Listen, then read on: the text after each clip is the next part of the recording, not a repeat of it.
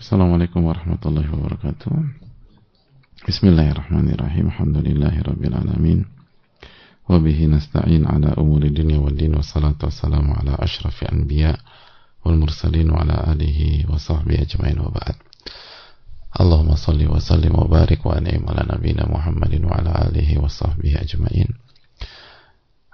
Allahumma inna nas'aluka ilman nafi'a wa na'udzubika min ilmin la yanfa'. Hadirin Allah muliakan, alhamdulillah kita panjatkan puji dan syukur kita kepada Allah tabaraka wa ta'ala atas nikmat yang Allah berikan kepada kita, sebagaimana salawat dan salam semoga senantiasa tercurahkan kepada Rasulullah alaihi salatu wassalam beserta para keluarga, para sahabat dan orang-orang istiqomah berjalan di naungan sunnah beliau sampai hari kiamat kelak. Semoga Allah memberikan kita ilmu nafi dan semoga Allah menjaga kita dari ilmu yang tidak bermanfaat. Dan kita minta kepada Allah Subhanahu wa taala dengan nama-nama Allah yang maha indah dan sempurna dan sifat-sifatnya yang maha sempurna, agar Allah memberikan pertolongan kepada kita, keluarga kita, orang-orang yang kita cintai, ulama-ulama kita, guru-guru kita, umat Islam dimanapun berada, khususnya yang terzolimi, teraniaya di Palestina dan di berbagai tempat di belahan dunia. Semoga Allah SWT memberikan pahala besar bagi mereka dan kita semua. Semoga Allah SWT menolong mereka, memberikan kesabaran dan memberikan husnul khatimah bagi yang wafat, dan diberikan ketegaran di atas kebenaran. Amin ya rabbal alamin. Hadirin Allah muliakan, kita lanjutkan materi kita dalam Riyadhus Shalihin, dan kita kembali ke hadits Abu Mas'ud ketika Nabi SAW bersabda, ya ummul qaum, yang menjadi imam bagi sebuah kaum, aqra'uhum li kitabillah, yang paling berilmu dan paling banyak hafalannya dalam Al-Quranul Karim. Lalu Nabi SAW melanjutkan, jika mereka sama dalam hal tersebut, maka Nabi kita SAW memberikan keterangan berikutnya bahwa yang paling mengetahui sunnah Nabi SAW, fa'alamuhum bisunnah, yang paling berilmu tentang sunnah, fa'in kanu fi sunnati sawa'a, dan apabila mereka sama dalam sunnah Nabi SAW, faqdamum hijrah, maka yang paling duluan hijrah. Dan kalau mereka sama dalam waktu berhijrah, yang paling pertama masuk Islam dalam riwayat. Dan kalau sama juga yang paling tua usianya, yang paling dahulu lahirnya. Lalu Nabi SAW menutup dengan mengatakan, wala ya'umanna ar-rajul fi sultani, jangan salah seorang dari kalian mengimami pihak lain di wilayahnya, di rumahnya atau di tempatnya. Wala yaq'ud fi baitihi ala takrimatihi illa bi'idni, dan jangan kalian duduk di tempat khusus, tempat spesial tuan rumah, kecuali dengan izinnya. Hadirin Allah muliakan, ini hadis yang sangat penting, hadis yang mengajarkan kita bagaimana kita mempelajari banyak hal. Dan di antara pelajaran penting dalam hadis ini adalah inzalun nas manazilahum, inzalun nasi manazilahum, bagaimana kita memberikan atau mendudukkan setiap orang sesuai dengan kedudukannya. Jadi mendudukkan hal itu sesuai dengan kedudukannya, mendudukkan manusia sesuai dengan kedudukannya. Artinya orang-orang mulia nggak boleh direndahkan dan nggak boleh ditaruh di tempat yang rendah. Makanya kata para ulama, di antara tugas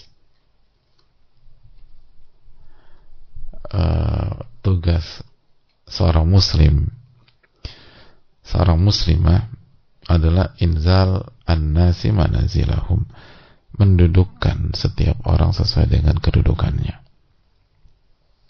Dan ini sangat gamblang ketika Nabi SAW menjelaskan bahwa yang paling berhak menjadi imam adalah ulama dan orang yang punya kedudukan. Orang yang punya kedudukan. Lihat, yang paling pertama kali hijrah, yang paling pertama masuk Islam, atau yang paling tua usianya, orang itu punya kedudukan. Wa taqdimu ala ghairihim wa raf'u majalisihim wa idharu martabatihim. Jadi ini menunjukkan bagaimana Nabi SAW memprioritaskan mereka dan menjelaskan bahwa mereka punya kedudukan yang tinggi.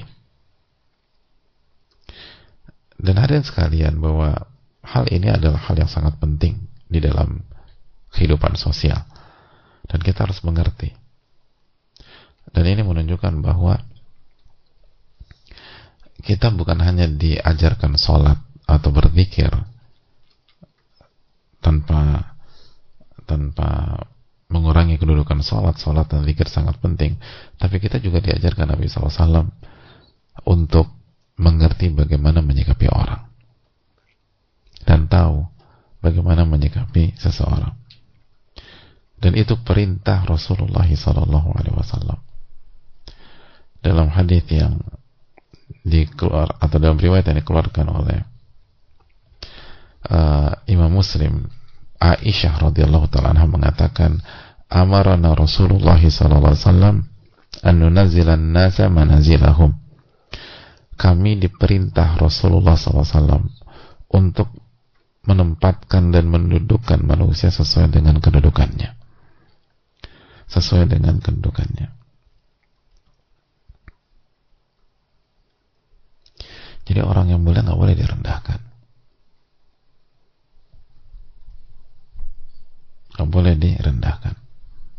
Harus dimuliakan.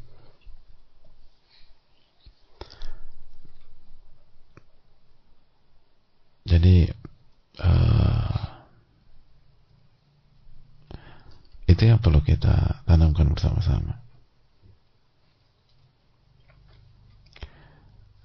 Makanya kata Nabi SAW dalam sebuah hadis riwayat Imam Abu Dawud, inna min ijlalillah ikrama dhi syaibatil muslim. Di antara cara memuliakan Allah Subhanahu wa taala adalah memuliakan muslim yang sudah beruban. Itu. Muslim yang sudah beruban. Udah punya uban belum hadirin? Nah, itu. Apa maksudnya? Maksudnya orang tua gitu. Orang tua. Jadi salah satu di antara sudah berumur, salah satu bentuk memuliakan Allah. Jadi kalau Anda benar-benar memuliakan Allah SWT, mengagungkan Allah, Anda harus hormati orang yang tua atau orang yang berumur. Itu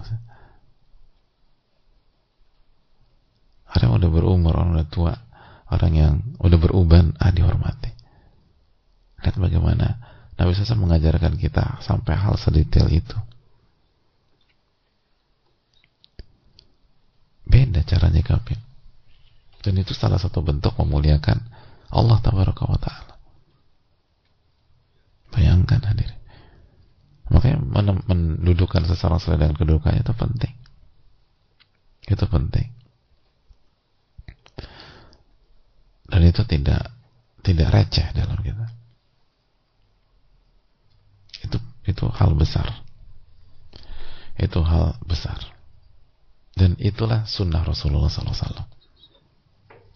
Makanya itu perintah Nabi SAW kepada para sahabat sebagaimana disampaikan Aisyah.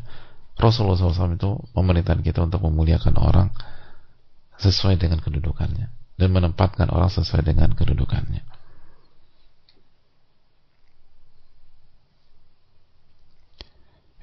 Dan ini perkara penting kata para ulama. Ini perkara penting.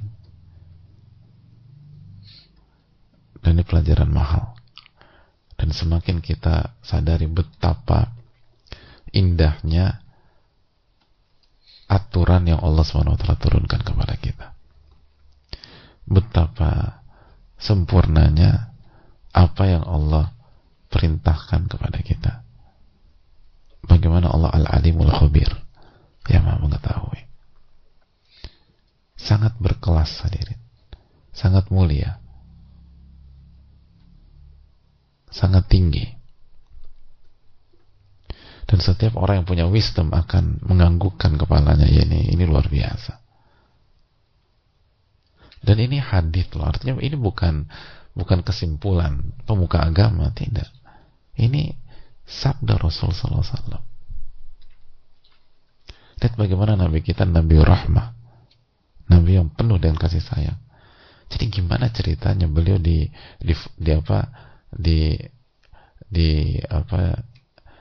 fitnah ekstrim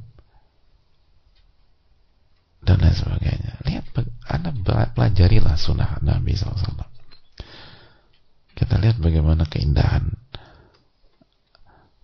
ajaran yang disampaikan oleh Rasulullah SAW. Dan ini adalah perintah atau risalah dari Allah Subhanahu Wa Taala. Ini harus membuat kita terbuka.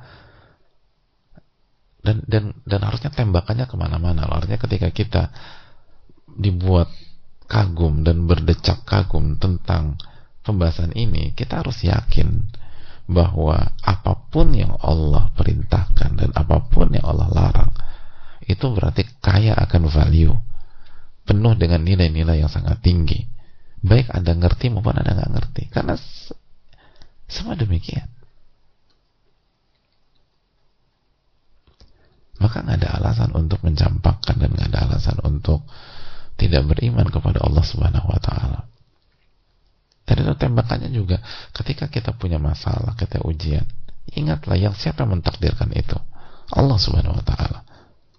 Maka nggak mungkin Allah Subhanahu Wa Taala mentakdirkan sia-sia. Rabbana ma khalaqta hadza batila. Wahai Rabb kami, Engkau nggak mungkin menciptakan ini sia-sia. Pasti ada hikmah, pasti ada value, pasti ada nilai yang bisa dipetik. Karena nggak pernah tercatat ada perintah dan larangan yang miss gitu, yang ngawur tuh nggak ada. Semuanya indah, semuanya luar biasa. Dan dari sini pelajaran juga, kalau orang tua atau orang-orang senior ingin anaknya,